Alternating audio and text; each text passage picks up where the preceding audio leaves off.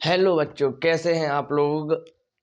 I hope मैं आशा करता हूँ आप लोग ठीक होंगे, स्वस्थ होंगे, मस्त होंगे, एकदम परफेक्ट होंगे।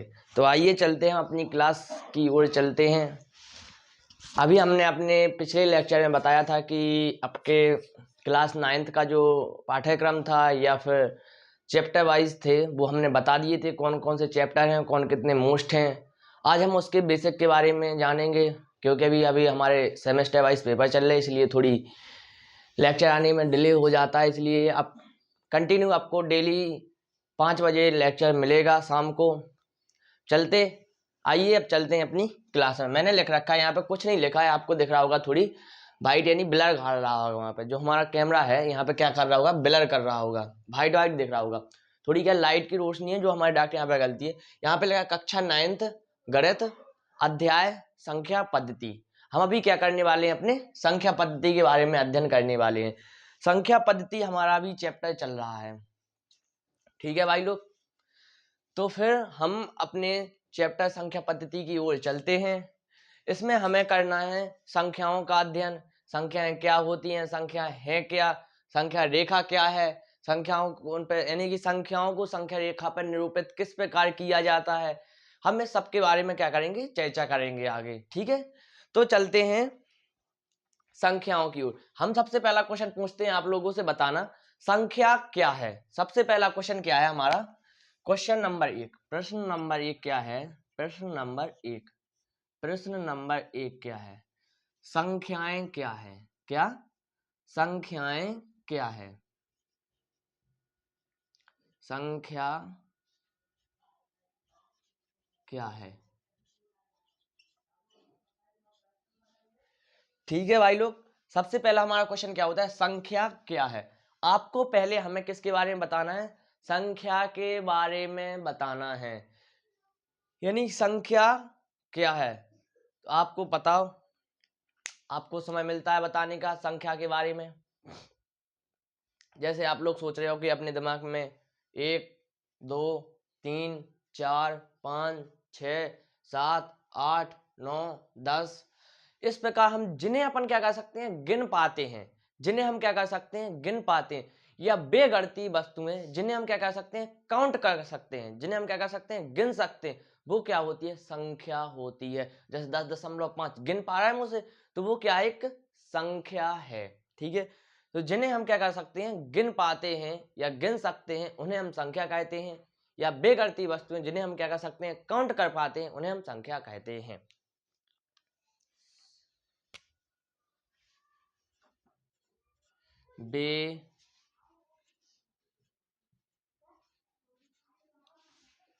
बेगणितीय वस्तुएं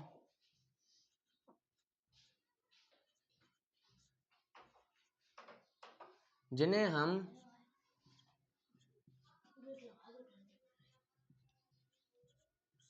गिन पाते हैं, उन्हें संख्या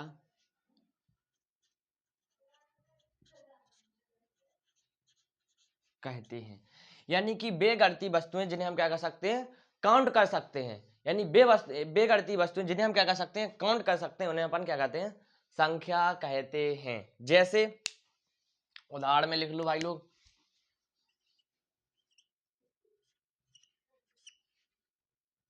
1 2 3 4 5 6 7 8 9 डॉट डॉट डॉट डॉट अनंत तक होती हैं।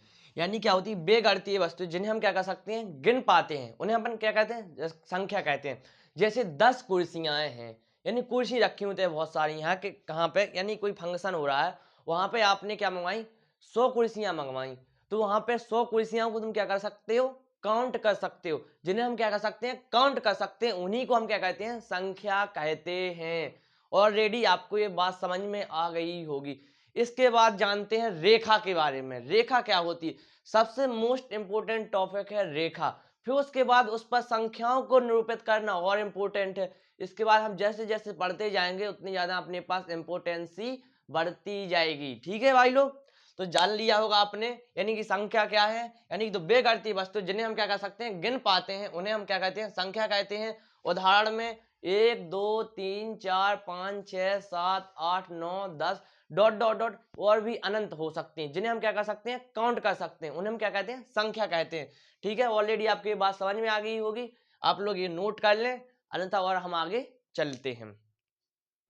अब इसमें मोस्ट इंपोर्टेंट टॉपिक आता है रेखा। प्रश्न नंबर 2 है अपने पास, क्या भाई, प्रश्न समझो या फिर इसे कंसेप्ट समझो, क्या कंसेप्ट या फिर इसे कंसेप्ट। नंबर 2 आता है अपने पास, क्या कंसेप्ट, रेखा।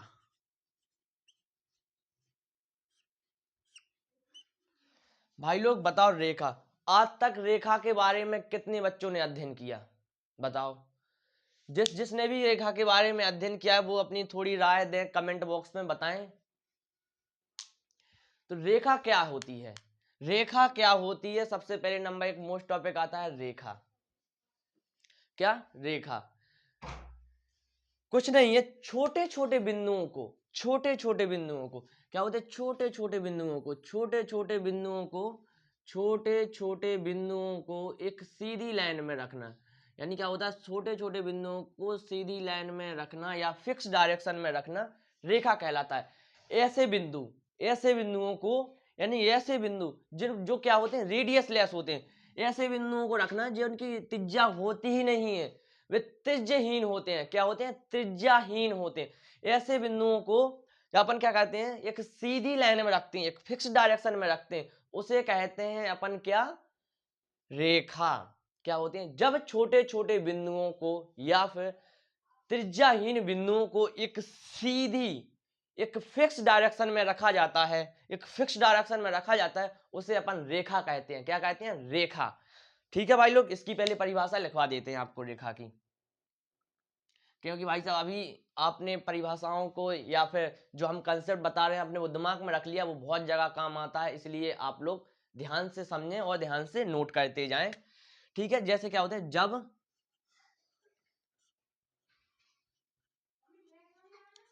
छोटे छोटे बिंदु, कोष्टक में लिखना है,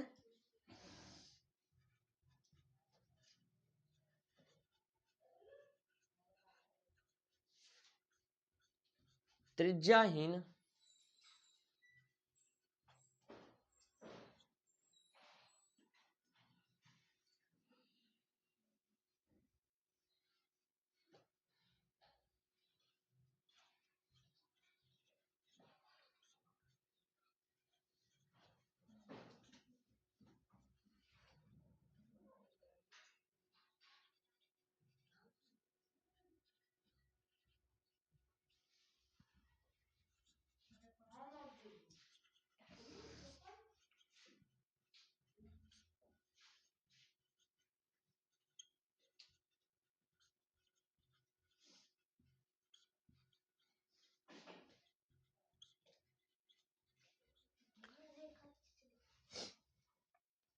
ठीक है, जब छोटे छोटे बिंदुओं को या त्रिज्याहीन बिंदुओं को एक सीधी दिशा में रखा जाता है तो उसे अपन रेखा कहते हैं। ठीक भाई लोग, आपको इतनी बात समझ में आ गई होगी, मैंने कुछ एक्स्ट्रा नहीं बताया।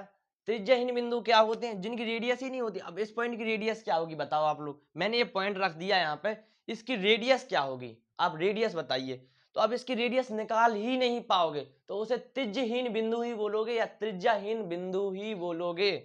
आप इसकी रेडियस निकाल के बता दो, मैं आपको मान जाऊंगा। अब निकाल तो सकते, लेकिन इतने बारीक बिंदु लेना है जिसकी रेडियस होती ही नहीं है, तो ऐसे बिंदुओं को एक सीधी लाइन में रखना है, उसे क्या कहते हैं अपन, रेखा कहते हैं। ठीक भाई, जैसे हम बना देते हैं रेखा। जैसे पहले हम दो एग्जाम्पल देंगे, उदाहरण नंबर 1 और उदाहरण नंबर 2।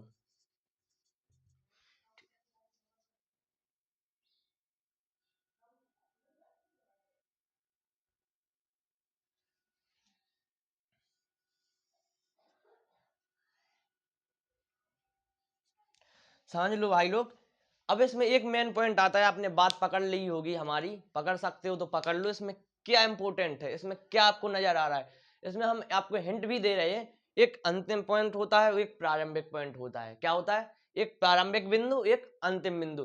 तो रेखा का क्या होता है और कौन सा बिंदु नहीं होता है? प्रारंभिक बिंदु होता है, अंतिम बिंदु नहीं होता है, या अंतिम बिंदु होता है, प्रारंभिक बिंदु नहीं होता है। जब आपको पता ही नहीं है कि हम छोटे छोटे बिंदुओं को कहां तक रखते जा रहे हैं, तो अंतिम पॉइंट तो पता पड़ नहीं सकता, लेकिन प्रारंभिक पॉइंट पता पड़ सकता है। किस प्रकार? जैसे आपको पता है कि हमने जहां से रखना स्टार्ट किया पॉइंटों को, तो वही तो उसका प्रारंभिक पॉइंट या फिर स्टार्टिंग पॉइंट होगा, या प्रारंभिक बिंदु या फिर स्टार्टिंग पॉइंट होगा, वही तो जहां से हम रखना प्रारंभ करते हैं। तो हमें क्या होता है? रेखा का प्रारंभिक बिंदु क्या होता है, पता होता है। क्या होता है? हमें रेखा का क्या होता है? प्रारंभिक बिंदु क्या होता है? पता होता है। लेकिन अंतिम बिंदु पता नहीं होता है, क्योंकि देखो यहां तक चलती जा रही लाइन, क्या पता कहां तक जाएगी। तो उसका देखो, यहां से हमने रखना स्टार्ट किया, यहां से हमने रखना स्टार्ट किया, तो रखने का तो पता है हमने कहां से रखा, लेकिन हमने रोका कहां, इसका तो कोई अभी पता ही नहीं पड़ा। इसलिए हम कह सकते हैं कि रेखा का प्रारंभिक बिंदु क्या होता है? पता होता है, लेकिन अंतिम पॉइंट पता नहीं होता है। तो लिख लो भाई लोग, इंपोर्टेंट बात है।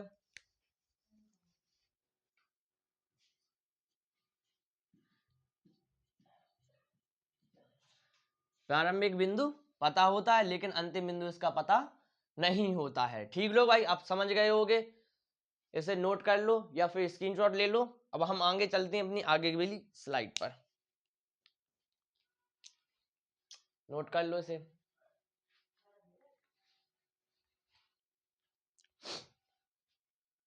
मैं आशा करता हूं कि आपने नोट कर लिया होगा।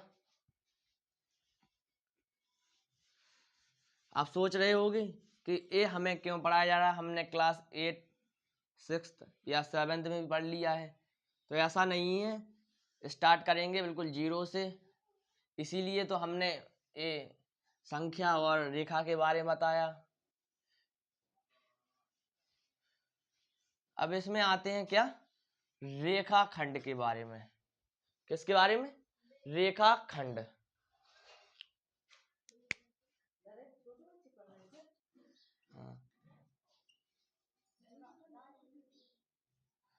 रेखाखंड।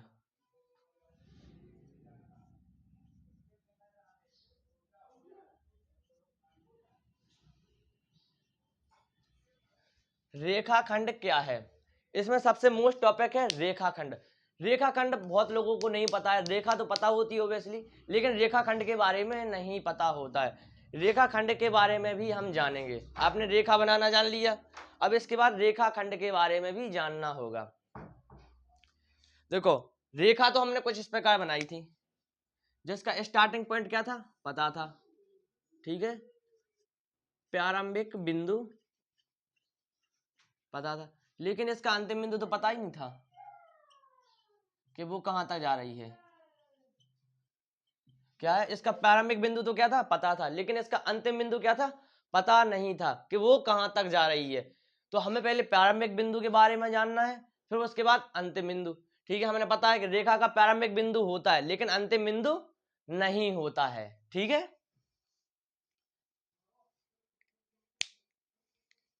प्रारंभिक बिंदु क्या होता है? होता है, लेकिन अंतिम बिंदु नहीं होता। रेखाखंड किसे कहते हैं?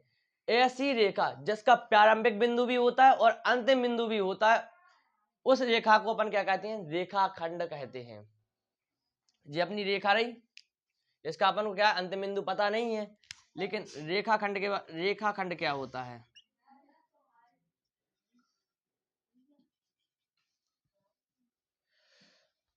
ये है अपने पास क्या?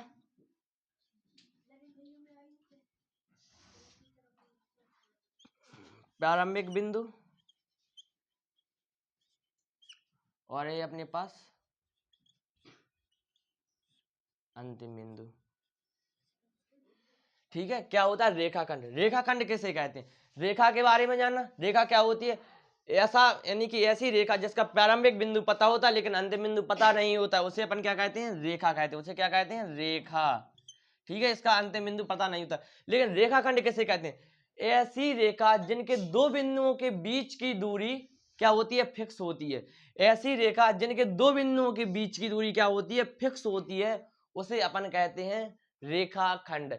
जिसका प्रारंभिक बिंदु और अंतिम बिंदु दोनों ही पता होते हैं, उसे अपन क्या कहते हैं, रेखाखंड कहते हैं, उसे कहते हैं रेखाखंड। ये होता है अपने पास क्या, रेखाखंड, जिसकी प्रारंभिक और अंतिम बिंदुओं की जो दूरी होती है बीच की, वो हमें क्या होती है, पता होती है, पहले ही से पता होती है। उस रेखा को अपन क्या कहते हैं, रेखाखंड। रेखाखंड किसे बोलते हैं, इसे इंग्लिश में कहते हैं लाइन सेगमेंट। क्या होती है, लाइन सेगमेंट, जिसकी स्टार्टिंग पॉइंट एंड पॉइंट हमें क्या होते हैं, दोनों ही क्या होते हैं, पता होते हैं। उसे अपन क्या कहते हैं, इंग्लिश में लाइन सेगमेंट, और हिंदी में कहते हैं उसे रेखाखंड। इसके बाद हम जानेंगे रेखाखंड पर संख्याओं को निरूपित करना। लास्ट टॉपिक बस आपको बताने वाले हैं इसका।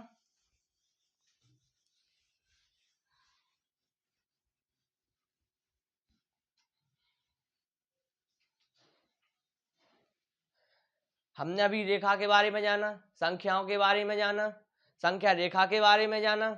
उसके बाद जानेंगे अपन किस पर, संख्या रेखा पर संख्याओं को निरूपित करना, मोस्ट एंड इंपोर्टेंट टॉपिक। तो चलो पहले हम जानेंगे, बाद में बताएंगे आपको। पहले जानेंगे हम प्राकृतिक संख्या के बारे में, फिर जानेंगे अपन क्या, पूर्ण संख्या के बारे में, फिर जानेंगे पूर्णांक संख्याओं के बारे में। तो पहले बताओ कौन सा टॉपिक करवाया जाए, पहले करवाया जाए संख्या रेखा पर संख्याओं को निरूपित करना, या फिर पूर्ण संख्या, प्राकृतिक संख्या, या पूर्णांक संख्या। तो मेरे को अच्छा लगता है कि पहले आपको संख्या रेखा पर संख्याओं को निरूपित करना ही बताया जाए, क्योंकि बहुत से बच्चे संख्या रेखा पर संख्याओं को निरूपित नहीं कर पाते हैं। देखो, संख्याओं को संख्या रेखा पर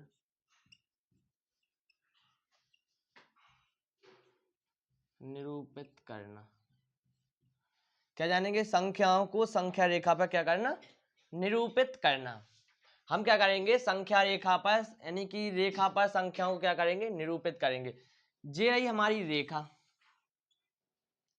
ना भाई, हमें इसका स्टार्टिंग पॉइंट तो पता होता है, लेकिन रेखा का क्या होता है, अंतिम बिंदु पता नहीं होता है, प्रारंभिक बिंदु पता होता है। ये रहा हमारा मूल बिंदु जीरो। इसमें जो संख्याओं में क्या होता है, जो जीरो होता है, संख्या रेखा पर जो जीरो होता है, जो क्या होता है, मूल बिंदु। क्या होता है, मूल बिंदु। मूल बिंदु के दाईं ओर वाली संख्या, मूल बिंदु के दाईं ओर वाली संख्या, दाईं यानी कि राइट, दाईं और बाईं।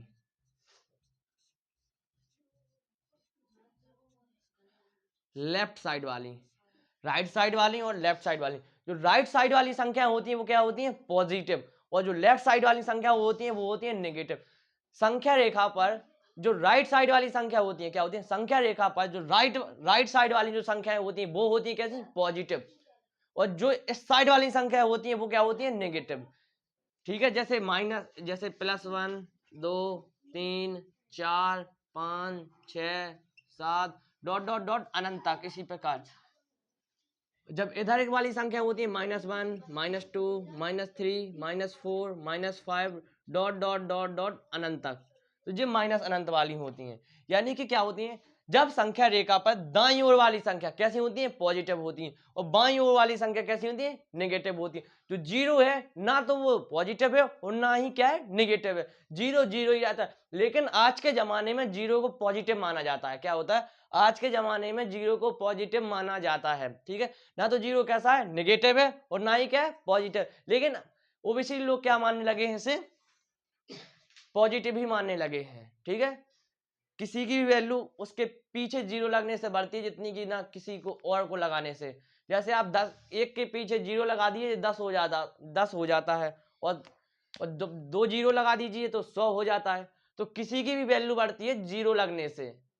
ठीक है, जो यानी कि जीरो के जो राइट साइड वाली संख्या होती है वो कैसी होती है, पॉजिटिव, और जो लेफ्ट साइड वाली होती है वो क्या होती है, नेगेटिव होती है। ठीक है, जब अपन क्या होते हैं, संख्याओं को यानी कि जब संख्याओं को रेखा पर निरूपित करते हैं उसे संख्या रेखा पर निरूपित यानी कि कहते हैं।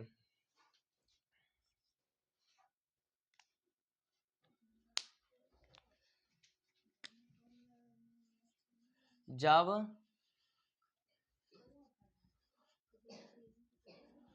संख्याओं को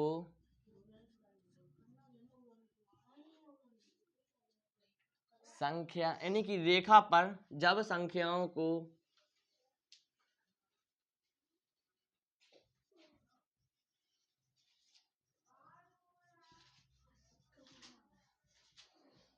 निरूपित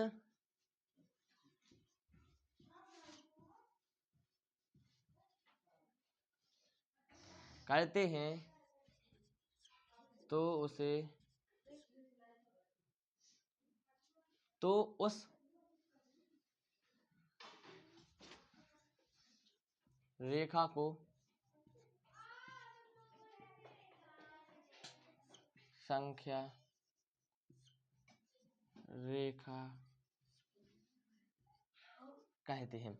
यानी कि जब संख्याओं को रेखा पर निरूपित कहते हैं तो उसे अपन क्या कहते हैं, संख्या रेखा कहते हैं। ऑलरेडी देखो हमने बना भी दिया, देखो ये रेखा है, इस पे हमने संख्याओं को दर्शा दिया, तो इसी को ही हम क्या कहते हैं, संख्या रेखा कहते हैं। यानी कि रेखा पर संख्याओं को निरूपित करना संख्या रेखा कहलाता है। ठीक है, ऑलरेडी बात ये लोग आप समझ गए होंगे। देखो जैसे आप सोच रहे हो दिमाग में 1/2, हम 1/2 को भी दर्शाते हैं। देखो 1/2 जैसे क्या होता है, 1/2 है क्या हो, 0.5। 0 पॉइंट कहाँ पे आएगा, 1 और 2 के बीच में आएगा ना, नहीं 0 पॉइंट यानी कि 0 और 1 के बीच में आएगा 0.5।